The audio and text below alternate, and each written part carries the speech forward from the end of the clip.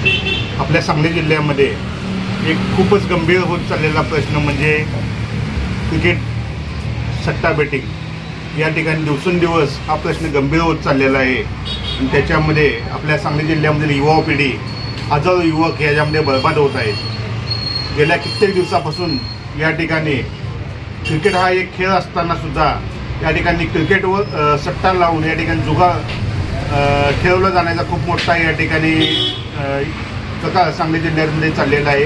आणि सांगली जिल्हा त्यात हे सांगली हे पश्चिम महाराष्ट्रातले सगळ्यात मोठं आहे क्रिकेट सट्ट्याचे एक केंद्रबिंदू होत चाललेला आहे।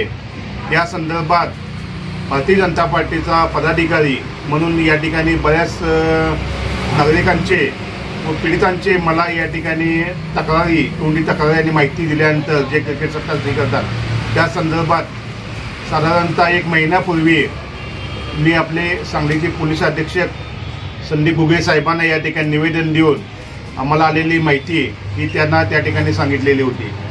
आमचे नेते पालकमंत्री चंद्रकांतदादा पाटील यांनी या सांगली जिल्ह्यामध्ये अंमली पदार्थ व अवैध धंदे या ठिकाणी पूर्णतः बंद करण्यासाठी या ठिकाणी नागरिकांना यांनी या ठिकाणी आवाहन केलं होतं की तुम्हाला जर काही अवैध धंदे अंमली पदार्थाविषयी काय माहिती असेल तर तुम्ही द्यावे, अशा प्रकारचे प्रोत्साहन त्यासाठी विविध योजना आणि या ठिकाणी हे केलं होतं। त्याचप्रमाणे त्या संकल्पामध्ये आम्ही सुद्धा या ठिकाणी एक जबाबदारी म्हणून आम्ही पोलीस अधीक्षक साहेबांना या ठिकाणी निवेदन दिलं होतं आणि हे क्रिकेट सट्टा आणि काही ठिकाणी जुगार अड्ड्यासंदर्भात माहिती दिली होती।